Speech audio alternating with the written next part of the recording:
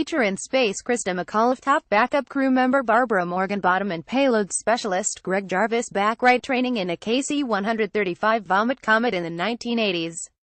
Credit NASA JSC Image Repository and Terry Slezak for future astronauts. Riding on the Vomit comet is an essential part of training to live in the microgravity of space. In 1957, astronauts began training on planes that simulate weightlessness by making roller coaster-like maneuvers in the air.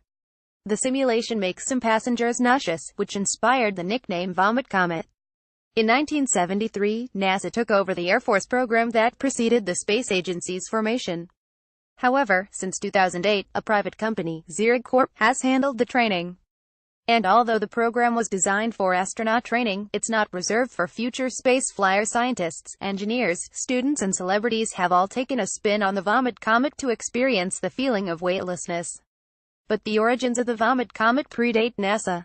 In 1950, the United States recruited two German scientists after World War II, aeronautical engineer Fritz Haber and physicist Heinz Haber. The two brothers proposed simulating the microgravity of space in airplanes that would make parabolic flights in a wave-like configuration. In 1957, the Air Force began what would become NASA's reduced gravity program, training astronauts in the Mercury and Apollo programs in this way. From 1957 to 1967, the Air Force flew 3 C-131 twin-engine propeller planes, 5 KC-135 Stratotankers, which were modified aerial refueling aircraft, followed suit. NASA operated the last two KC-135s. The program WASNT just for training astronauts. Engineers also used the airplanes to test equipment and spaceflight procedures, and university students performed experiments in microgravity. According to NASA, one of these airplanes, KC-135A, performed more than 58,000 parabolas, and averaged 3,800 parabolas and 300 flight hours per year before it made its last microgravity flight. On October 29, 2004, the airplane also made a Hollywood appearance. It was used to film weightless scenes in the movie Apollo 13.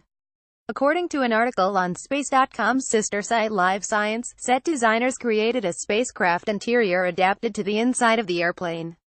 Then, the cameras captured short, seconds-long snippets on film. Director Ron Howard leased the aircraft for 6 months to achieve the shots of weightlessness that viewers see in the film. KC-135A is now on display at Ellington Field in Texas. Then lead test director John Janiak said KC-135A was still going strong when it was retired in 2004, but its unique role made it increasingly difficult and expensive to maintain. In 2005, NASA replaced the KC-135 aircraft with a Navy C-9, which the agency flew until it canceled the reduced gravity program in 2014. In 2016, the C-9 was used to test spacesuits for the Orion spacecraft, for the space agency's next phase of exploration. Since 2008, NASA also has had a microgravity service contract with Zero Gravity Corp. Zurich has used its aircraft, a modified Boeing 727, for training flights.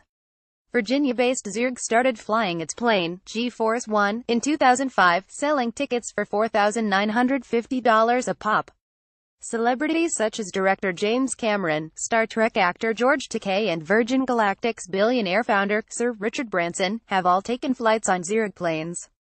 In 2007, renowned physicist Stephen Hawking flew on G-Force One, prompting Alan Stern, associate administrator for NASA's Science Mission Directorate at the time, to say, "It's the 21st century now, and I expect more and more scientists to be conducting research in zero gravity, and even in space, as new vehicles and venues for such research open." Astronauts in the C-131 Vomit comet simulate weightless flight. Credit NASA. According to NASA, the airplane flies in a wave pattern of steep climbs and sharp dives.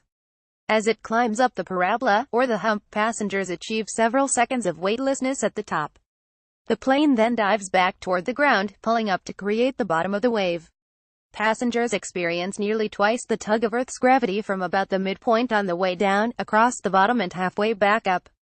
Changing the flight pattern can vary the pull of gravity on the passengers and, in turn, affect how long weightlessness lasts. Complete weightlessness lasts approximately 25 seconds. Passengers who experience a simulation of Martian gravity, about a third of Earth's gravity, last about 30 seconds, while those simulating lunar gravity, about a sixth of Earth's gravity, last about 40 seconds. In a 1999 interview, Janiak told Space.com that a large percentage of his passengers wind up ill. "I don't really keep any stats," he said. But it amounts to a rule of thirds: own a third violently ill, the next third moderately ill, and the final third not at all. Dan Durda, a researcher with the Southwest Research Institute who has flown on microgravity flights for research, told Space.com that weightlessness is an amazing, out-of-this-world experience.